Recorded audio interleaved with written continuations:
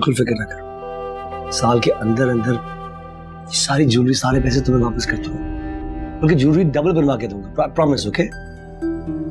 Business कर रहे हो या सट्टा खेल रहे हो, ये डिसाइड कर लो। तौबा करो, सट्टा क्यों खेलूंगा?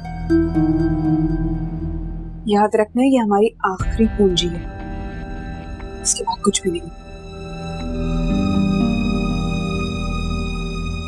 मैं जानता हूं, मुझे भरोसा कर। देखो, मैं इतना बड़ा कदम कभी ना उठाता अगर ज़ीशान मेरे साथ ना होती। उसको बिजनेस में बड़ा तजुर्बा है, बहुत कुछ जानता है। यार, ज़ीशान एक लखपति आदमी है, उसको अगर नुकसान भी हो जाएगा तो कोई फर्क नहीं पड़ता, लेकिन हमें फर्क पड़ेगा। ओ, फिर वही बात है, मैंने कहा ना मुझे भरोसा करो, साल के अंदर अंदर तुम्हारे पास ये सारे पैसे, सारी ज्वेलरी, सब कुछ होगा, आई प्रॉमिस।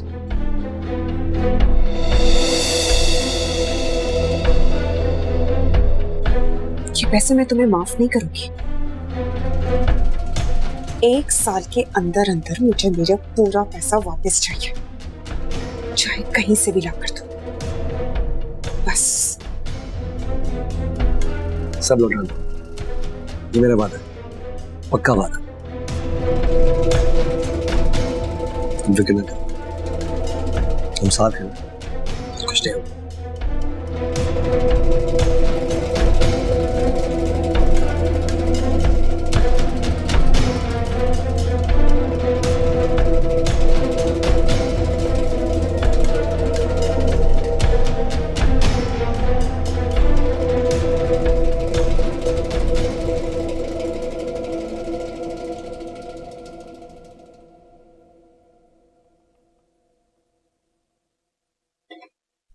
ईशा बेटा, ये क्या कर रही हो तुम?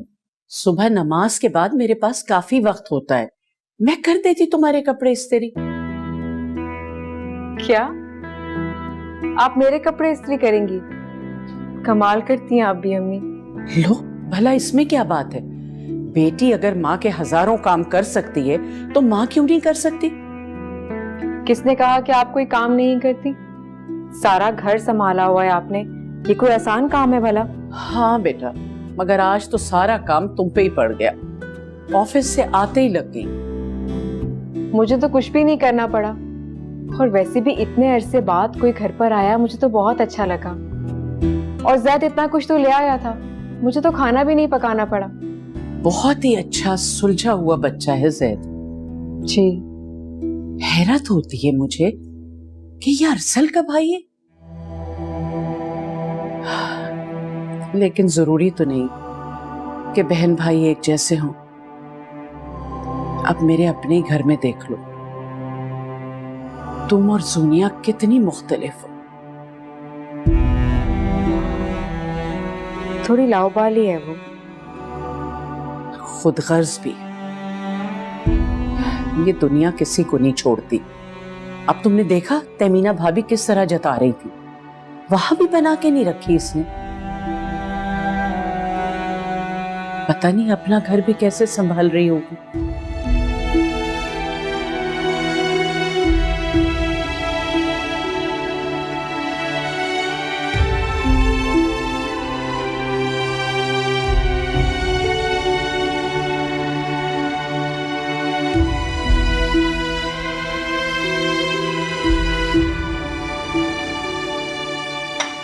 ईशा बेटा, नाश्ता ठंडा हो रहा है, लो। नहीं, बस चाय पी रही हूँ मैं। खाली चाय पियोगी? क्यों अपना कलेजा जलाती हो? अच्छा ये लो, चलो ये तो हल्का है। वो ईशा बेटा, शाम को जरा जल्दी आ जाना, कुछ मेहमान आ रहे हैं। वो रजिया है ना, उसने एक बहुत अच्छा रिश्ता बताया है।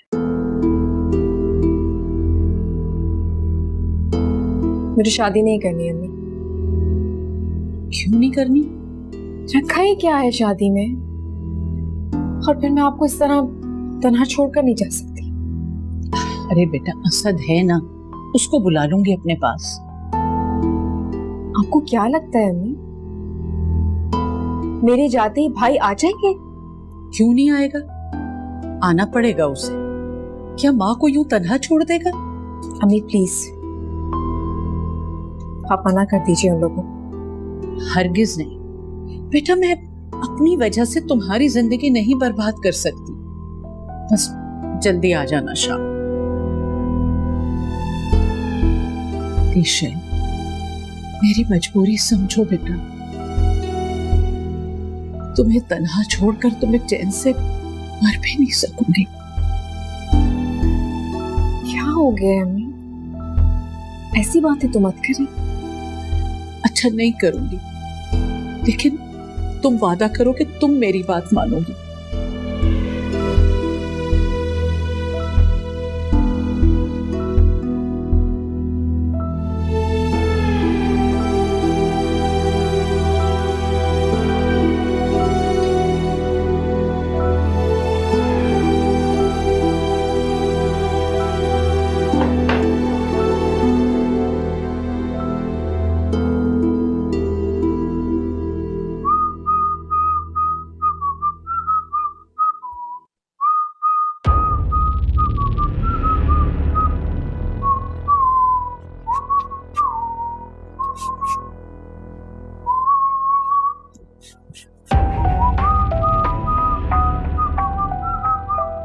क्या बात है, बीवी का जेवर दाव पे लगाकर बड़े खुश नजर आ रहे हो।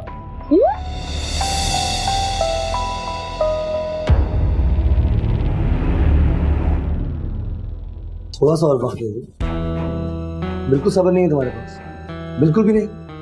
अगर सब्र नहीं होता तो अपना जेवर तुम्हें कभी भी नहीं देती।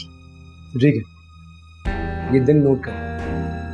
आज से बिल्कुल 1 साल बाद तुम्हारा सारा साजो सामान तुम्हारे हाथ में हो गया, प्रॉमिस यू दैट। बस। अच्छा, और उस 1 साल तक मैं इस घटिया फ्लैट में रहती रहूं? जगह भी नहीं ढूंढ लेंगे, एक बेहतर फ्लैट, बहुत बेहतर। ओके, बस।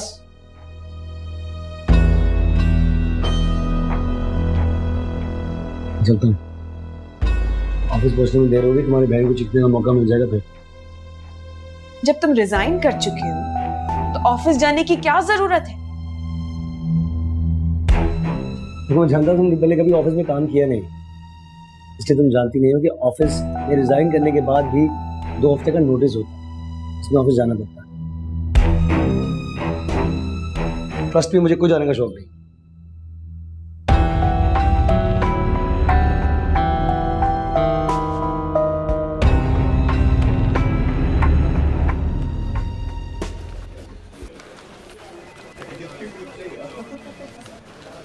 रिजाइन कर देने का मतलब हरगिज ये नहीं है कि आप ऑफिस लेट आए। देखिए, अगर लेट आने पे मुझे आप यहाँ से निकालना चाहते हैं तो प्लीज निकाल दीजिए। तो वैसे भी यहाँ से जान छुड़ा के भागना चाहता, कोई शौक नहीं मुझे। मेरा ख्याल था कि शादी के बाद आप संजीदा हो जाएंगे, जिंदगी को संजीदगी से लेंगे। पर अफसोस, आप तो वैसे के वैसे ही हैं। यानी गैर जिम्मेदार। अब ये तो आप बेहतर समझते हैं, मेरा ख्याल है। और हाँ, एंटरप्राइजेस की फाइल लेकर मेरे रूम में आइए फौरन।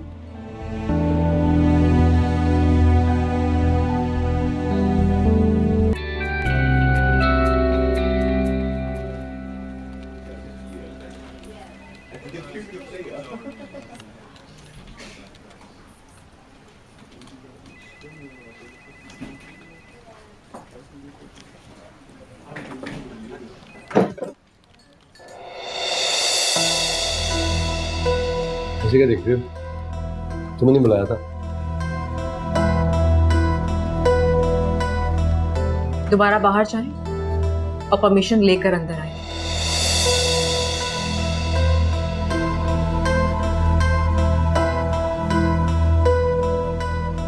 ये इंसल्ट कर रही हो? I said go out and get permission.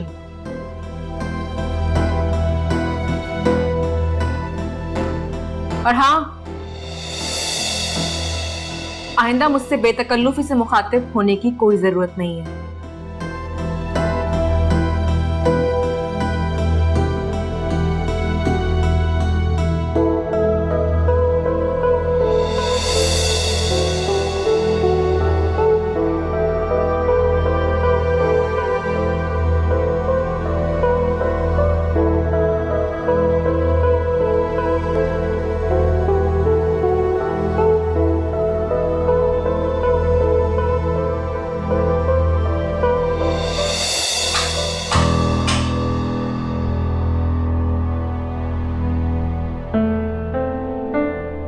Yes, come in. Enterprises की फाइल लेकर आए आप?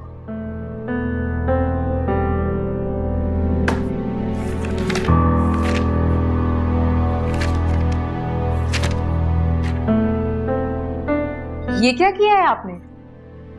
अब क्या हुआ? आपने तो कुछ किया ही नहीं है। टाइम नहीं था आज। आज का दिन। ये फाइल लेकर जाइए और उस वक्त आइएगा जब आपका काम कंप्लीट हो जाए। अंडरस्टैंड?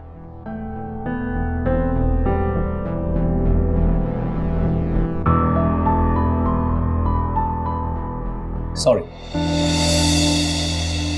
ये काम करने के लिए किसी और को हायर कर दीजिए, मैं नहीं करूँ। मुझे काम से निकालना, निकाल दीजिए। Seriously, I don't care.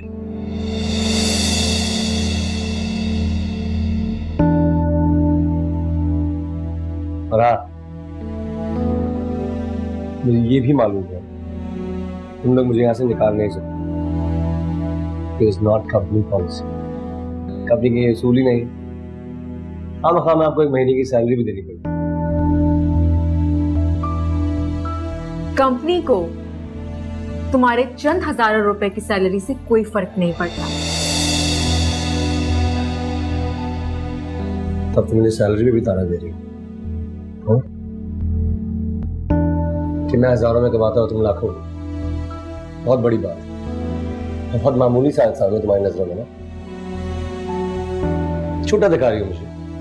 ठीक है, मैंने तो ऐसा कुछ भी नहीं कहा। Leave now. सुनो, जिंदगी में आला मकाम तक पहुंचने का सबसे बड़ा असूल मेहनत और ईमानदारी है। अगर जिंदगी में कामयाब होना चाहते हो तो इन दोनों असूलों को अपना लो। अपने फजूल मशवरे अपने पास रखो।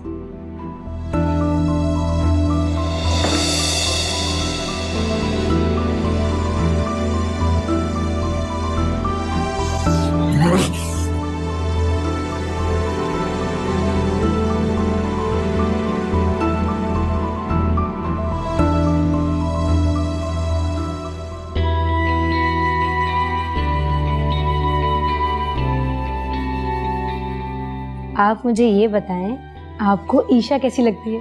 आप ईशा से शादी कर लें। हाँ भाई, Isha, I think she is perfect for you. मैं अम्मी से बात करती हूँ आपकी और ईशा की।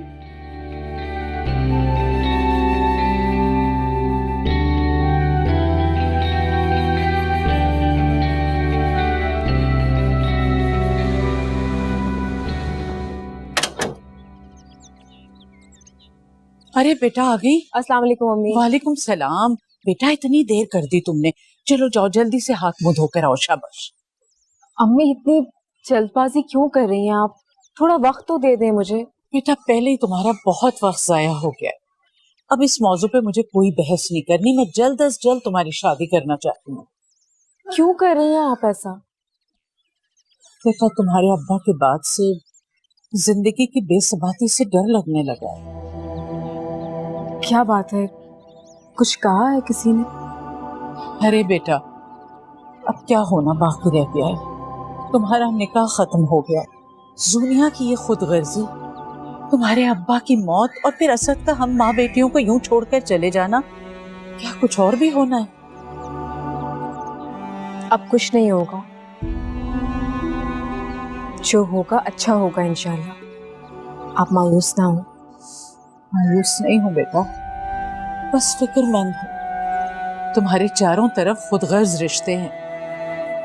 मैं नहीं चाहती कि मुझे कुछ हो जाए और तुम तन्हा रह जाओ। आपसे किसने कह दिया कि पहले आपको कुछ हो जाएगा? हो सकता है कि आपसे पहले मैं इस दुनिया से चली जाऊं। अल्लाह ना करे बेटा, कैसी बातें कर रही हो? अपनी बारी आई तो घबरा गई आप। अच्छा बातें ना बनाओ, चलो चल के हाथ मुंह धो लो। अम्मी। अरे बेटा आ जाओ मेरा बच्चा। चल चल शाबाश।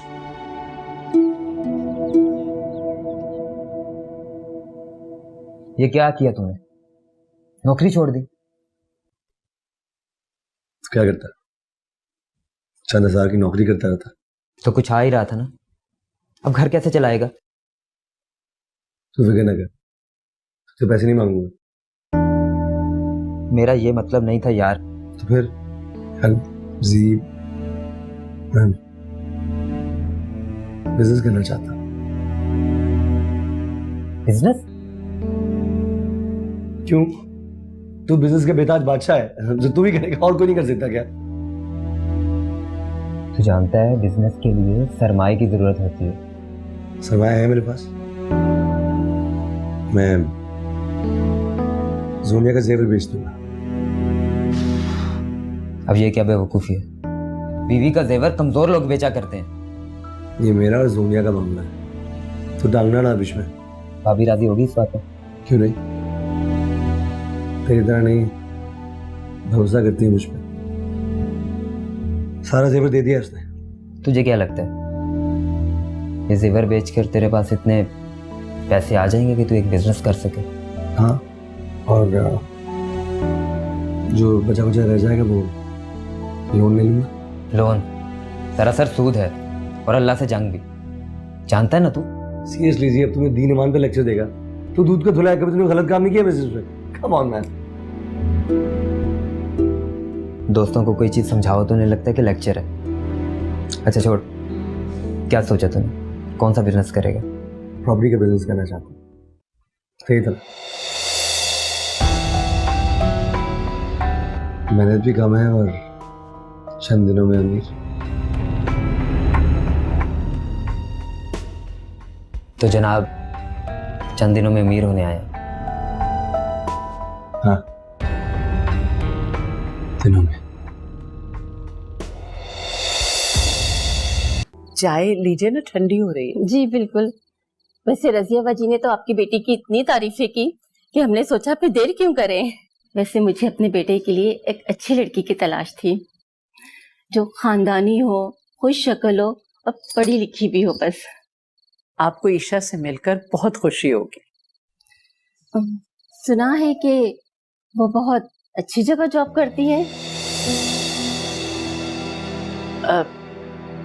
जी जी, ये घर आप लोगों का अपना है? जी अपना ही घर है। फिर तो तीनों के हिस्से होंगे इसमें। मेरा मतलब है कि जो माँ बाप का होता है वो बच्चों का ही तो होता है। ईशा की शादी के बाद इतने बड़े घर में आप अकेली कैसे रहेंगी? वो मेरा बेटा है ना, वो आ जाएगा। वक्ती तौर पे गया है। अच्छा, बेटी को बुलवाएं ताकि हम मिल लें उससे। जी जी। ईशा, ईशा।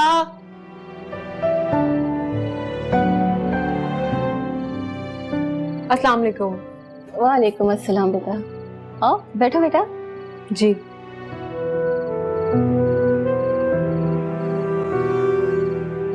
कैसी आप, ठीक हो? जी मैं ठीक हूँ। सॉरी, वो कुछ देर पहले दरवाजे पर खड़ी मैं आप लोगों की बातें सुन रही थी। आप कुछ पूछ रही थी मेरी अम्मी से कि इस घर में मेरा कितना हिस्सा होगा। मैं आपको वाज़ेह कर देना चाहती हूँ कि इस घर में मेरा कोई हिस्सा नहीं होगा, और मेरी शादी के बाद मेरी अम्मी मेरे भाई के साथ उनके घर में रहेंगी। एक बात और, रजिया आंटी ने आपको ये तो बता दिया है ना कि मेरा एक निकाह हुआ था जो खत्म हो चुका है। ईशा, क्लियर होने देना बात को प्लीज। ये तो हमें इन्होंने नहीं बताया। तो पता चल गया है आपको। सॉरी, हम अपनी बेटी की शादी उस घर में हरगिज नहीं कर सकते जहाँ लड़की का निकाह पहले भी खत्म हो चुका हो। चलो अहमद, तुमने सुना नहीं मैंने क्या कहा? बहुत शुक्रिया आप लोगों का। खुदा हाफिज।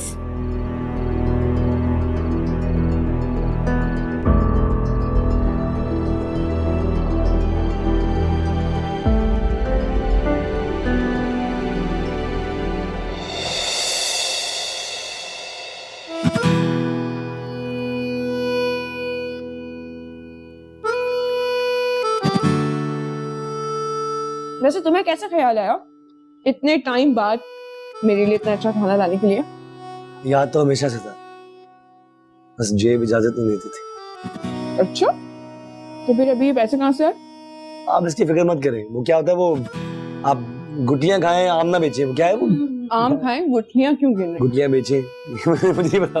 अच्छा, आम खाएं गुटियां तो छोड़ो ना, तुम तिक्का एंजॉय करो, तुम्हें क्या। और पैसों का इंतजाम हो गया? इंशाल्लाह, निशान दिलवाना है। तुम अपने बाप के पास क्यों नहीं जाते? उनसे कहो कि हमें हमारा हिस्सा दें, पैसे दें। बेकार। पापा कहते हैं उन्होंने ये घर अपने दिल से बनाया है, अपनी मेहनत से। जिसको भी दे उनकी मर्जी। मतलब कि उस पूरे घर को ज़ैद हजम कर जाएगा और हमें कुछ नहीं मिलेगा। पता नहीं, खा जाए और डिकार भी ना मारे, मुझे क्या। तो फिर जाके फाइट करो, बात करो उनसे। मेरी फाइटर तो तुम हो, तुम फाइट करो ना। ईशा तुम्हारे घर में तुम्हारी माँ के साथ अकेली रह रही, सारा घर हड़प लेगी, फिर उसका क्या? तुम्हें क्या लगता है उसे छोड़ दूंगी? कभी भी नहीं। जाऊंगी कल और बात करूंगी, इतनी आसानी से छोड़ूंगी नहीं।